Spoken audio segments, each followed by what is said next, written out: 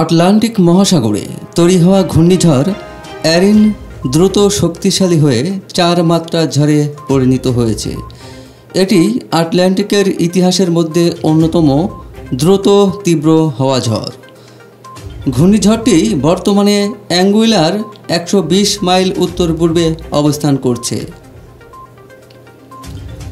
ঝড়ের আশেপাশে বাতাসের গতিবেগ ঘন্টায় 233 কিলোমিটার।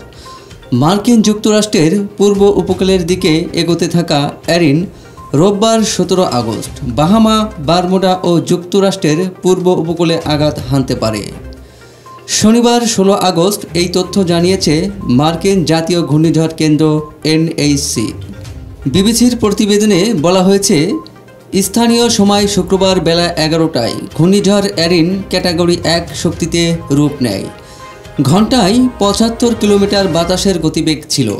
পরবর্তী 24 ঘন্টায় এরিন ক্যাটাগরি 5 শক্তিতে পরিণত হয়। এ সময় বাতাসের গতিবেগ ছিল ঘন্টায় 160 কিলোমিটার। CNN-এর প্রতিবেদনে বলা হয়, ঘূর্ণিঝড় এরিন আটলান্টিক মহাসাগরে সৃষ্ট সবচেয়ে দ্রুতগুলোর অন্যতম। কম সময়ে শক্তিশালী রূপ নেওয়ার ক্ষেত্রে এটি রেকর্ড। 1 সেপ্টেম্বরের আগে সৃষ্টি হওয়া ঘূর্ণিঝড়ে এর আগে এত কম সময়ে শক্তিশালী রূপ নেয়নি। বার্তা সংস্থা AFP জানিয়েছে, এ ঝড়ের কারণে সেন্ট থমাস ও সেন্ট জন দ্বীপে আকস্মিক বন্যার সতর্কতা জারি করা হয়েছে।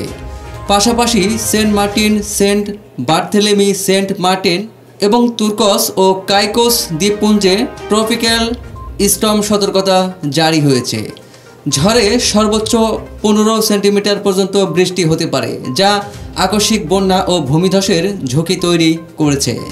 NHCর তথ্যমতে শক্তিশালী এ ঘূর্ণিঝড়টি অগ্রগামী অংশ রোববার 17 আগস্ট উত্তর লেওয়ার্ড দ্বীপপুঞ্জ, ভার্জিন দ্বীপপুঞ্জ, পুয়ের্তো রিকো, হিস্পানিউলা এবং টার্কস এবং কাইকোস দ্বীপপুঞ্জের কিছু অংশকে প্রভাবিত করবে।